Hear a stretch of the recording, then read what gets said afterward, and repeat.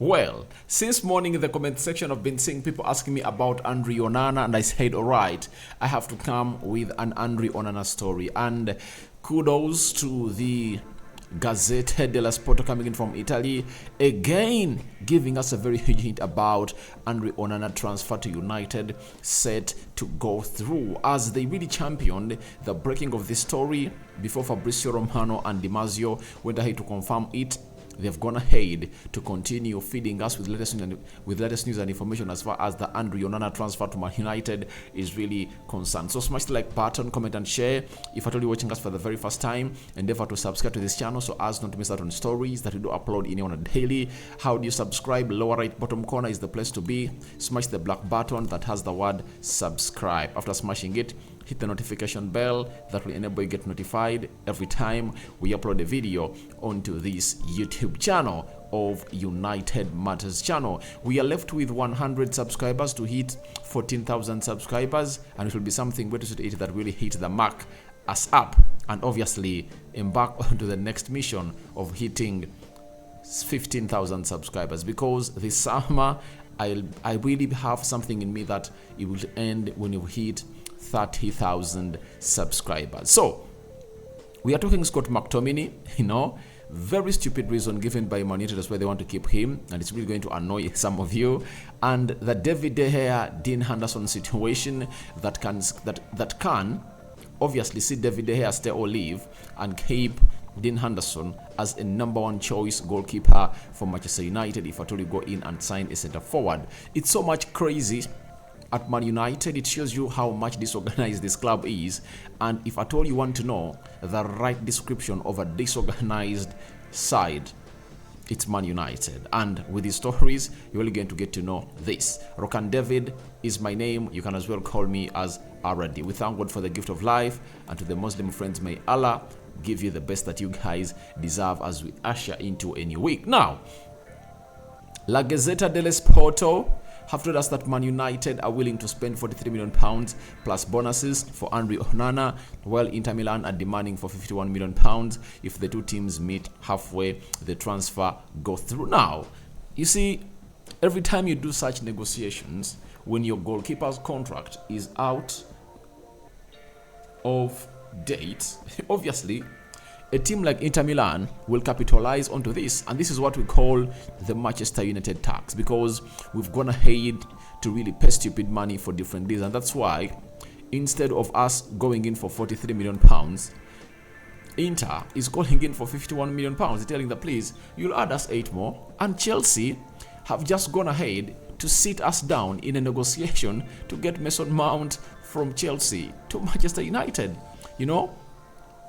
We had offered our last leave it or take it bid of £50 million to £55 million, right?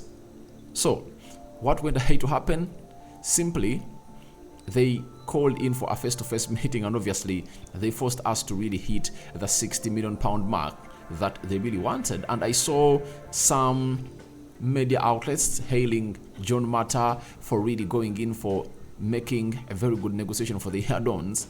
But that was obvious a very, very, very bad deal done, because those add-ons, however much they're in there, even if Mason Mount meets them, he was not worth £60 million to leave a club. And when you look at Inter Milan, they look at that precedent and say, all right, they went in to sign a player who had just 1 year left on his contract for £60 million.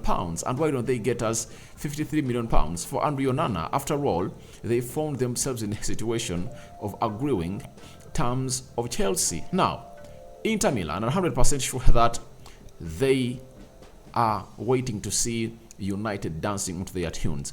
They've gone ahead to set new levels at the club of at the club of Inter Milan. They got this player on a free moreover, and they're willing to sell him for £53 million. And for United, they have nothing to do. If at all they want to sign Andre Onana, they'll have to go in and obviously meet that fee, because for Inter Milan, they lose nothing by not selling Andre Onana. Why? He's tied onto a very, very, very, very, very long contract at Inter Milan. And when you look at the transfer market here, his contract duration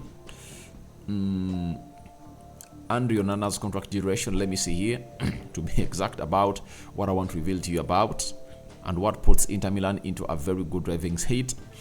His contract expires in 2027, meaning that he signed a 5-year contract, right? So, they can do whatever they want. They can keep Andre Onana at Inter Milan for the next 2 years, because even if they keep him for the next 2 years, they'll be having more 2 years left to really get this deal over the line. That's why they are doing all this, to say to it that they are telling United, get us 53 million pounds. If not, we are not going to sell you this player. And they are meaning the business that they're really negotiating here, and they can't find themselves in a situation of not getting the money that they want.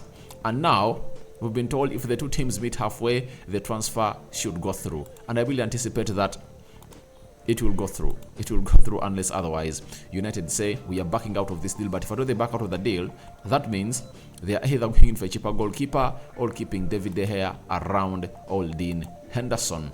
Now,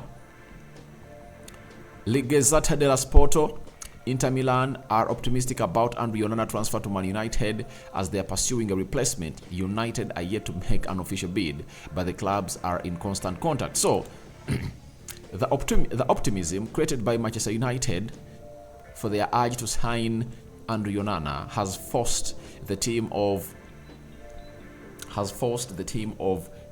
Inter Milan to look on for what we call in a replacement for Andre Onana. That's it. So that shows you that the optimism is really going to the next levels, and they really believe United is going to cough the amount of money that they want. And trust me, it's Jan Sommer that they're looking in for to really see him coming in through to do the job for Andre Onana. And I would like to credit Inter Milan and how they do their business. That's it. Because getting in Andre Onana on a free from Ajax, and you sell him to Man United for 53 million pounds, you go ahead and sign Jan Sommer for like 10 million pounds. That's a profit of like 43 million pounds made, and you'll be over. You'll be over the moon, especially if at all that deal comes to pass, and they would have been the beneficiaries, because even Jan Sommer is one of the best goalkeepers I've seen. And I don't know why United doesn't go in for Jan Sommer, because he's less than 10 million pounds, and Bayern Munich are willing to sell in the goalkeeper because Manuel Neuer is back, and Jan Sommer is not willing to be a backup for Manuel Neuer, and he wants to put himself in a position to be into the Euros of 2024 for his national team of Switzerland. So as it stands, he's looking all out for possible opportunities to get a team that can give him frequent playing time or regular playing minutes. And I think, why should we go ahead and spend 43 million pounds on Andre Onana? Yet, everything that Andre Onana does, Jan Sommer does it perfectly, like him. If I'm United, I could go in for an option of Jan Sommer and then get him in for some good 2 years, and then maybe next summer we bring in Diego Costa and see how things really pan out at Man United. But as it stands, United are trying to really do the needful and get in Andre Onana, and Inter Milan are optimistic that's where they're going to head to find themselves in a situation of getting in, or trying to search for his replacement, because they are so much anticipative of what is happening through. Now, Rory Whitwell, close to the club of Man United correspondent for United at The Athletic, has gone ahead and really thrown in a bomb, and it's all about David de Gea and Dean Henderson. Let's first talk about Dean Henderson. He's telling us that raising funds through sales would allow Man United greater flexibility. Dean Henderson could yet return as a number one for United if David de Gea leaves, or he might be sold, with Nottingham Forest expected to bid, although they would look at less than 25 million pounds. Now, there is a possibility of Manchester United keeping Dean Henderson.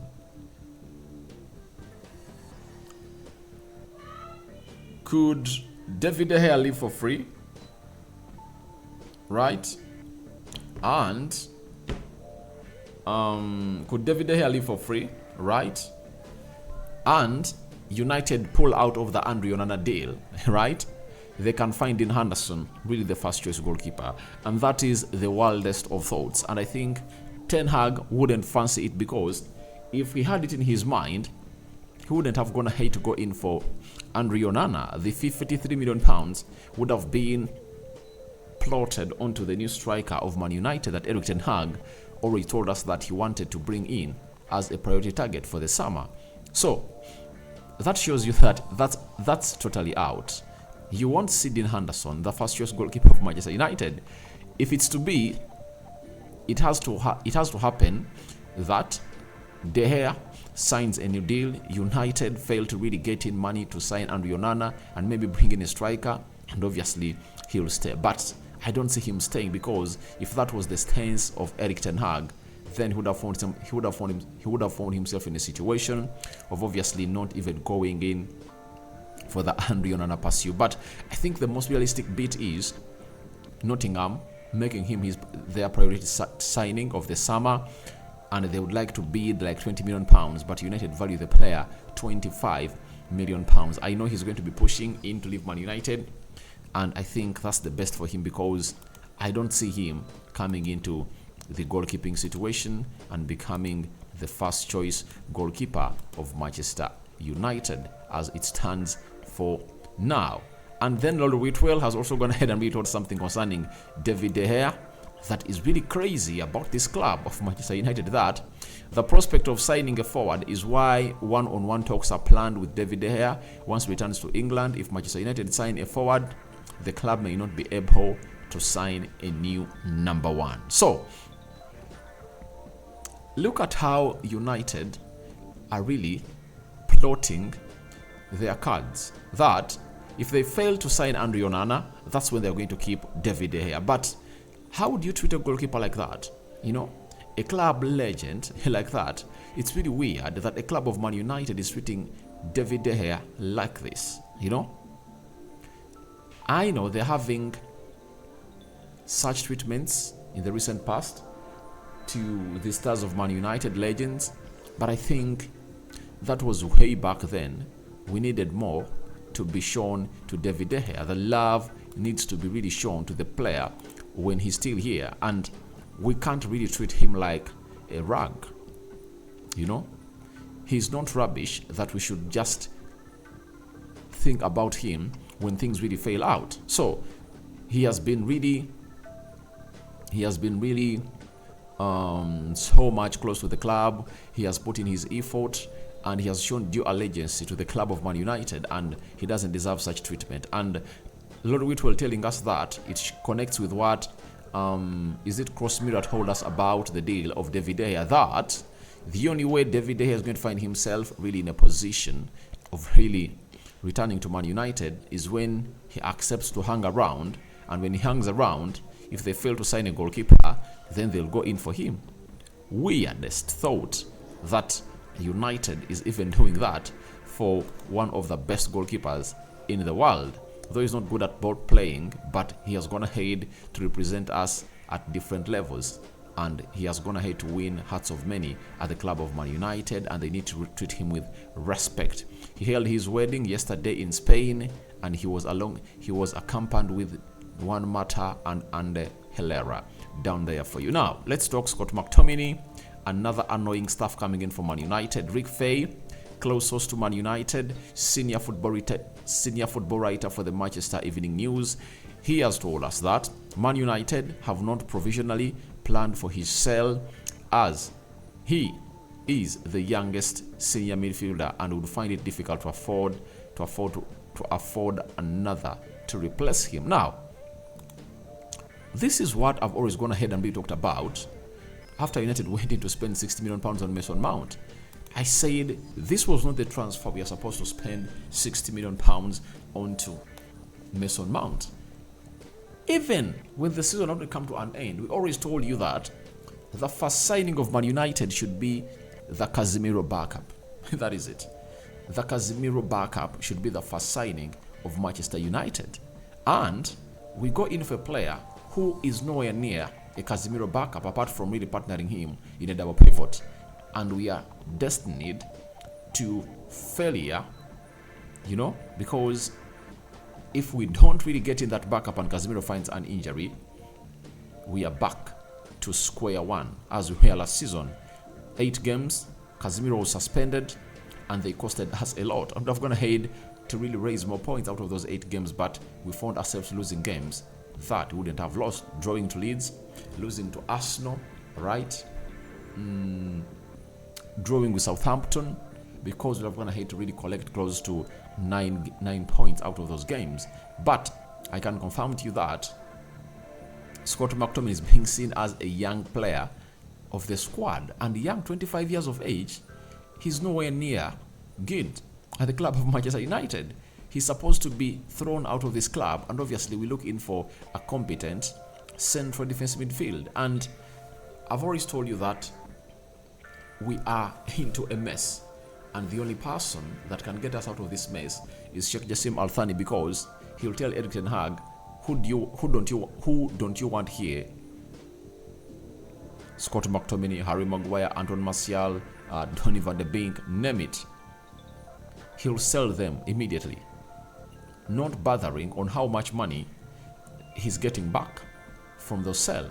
The Glazers don't want to sell players like Harry Maguire because they bought them expensively, and they are still paying for that transfer money to Leicester City. So Scott McTominay is one of those players that I don't really rate highly at the club of Man United, because he can't do the job he's being told to do on the field of play. So I really feel disgraced by the club of Man United, and I believe that one day, one time, things will go on to act better when Erik ten Hag gets Sheikh Jassim Al Thani behind him. So guys, your thoughts on to Andre Onana, transfer set to go through, though there is still what we call an, it's a 10. No, it's an 8. It's a 10, I think. 10 to 8 million pounds difference. What do you make about it? Do you think we'll close it on?